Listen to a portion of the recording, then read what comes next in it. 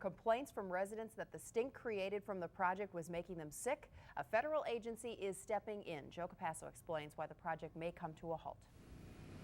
The Environmental Protection Agency has ordered the city of Marco Island to stop pumping groundwater into canals related to the city's sewer project. But as you can see to the left of me here, the groundwater pumping continues on Marco Island.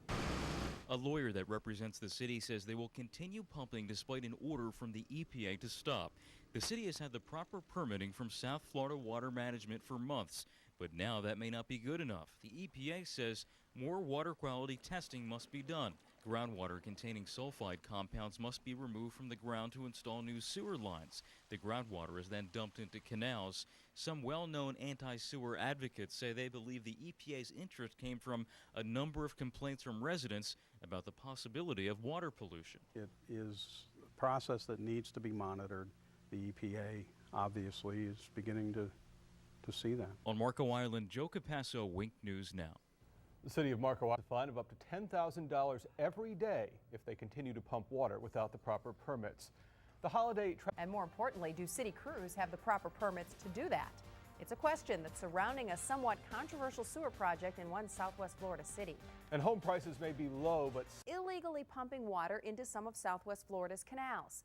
See for yourself in just 1 minute. Protection says the city of Marco Island doesn't have the proper permit to continue groundwater removal. Now that water is being pumped from the ground in order to install new sewer lines. The city has had the proper permits for months from South Florida Water Management, again not DEP, and now DEP says that water management permit may not be enough. Joe Capasso reports. Water pumped from the ground continues to be drained into canals surrounding Marco Island. A lawyer representing the city says despite an order from the DEP to stop, the project will continue. City staff wants a better explanation as to why they should stop when state permits were previously issued without a problem. The DEP issued the stop work order on behalf of the Environmental Protection Agency. In this instance, the EPA wants a little more protection, so we're going to go ahead and do that. In order to get the permit now required by the EPA, more testing must be done on the water being poured into canals. Experts will be testing the water for excessive sulfide compounds.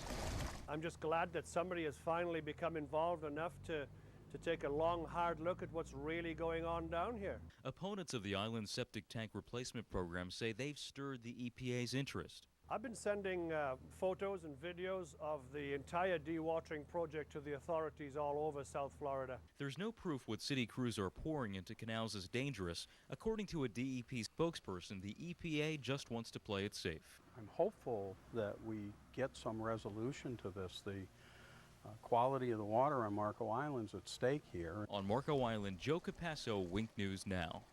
The spokesperson for the EPA couldn't be reached for comment today, and the city declined our request for an interview. Charlotte County residents are praising the possibility of new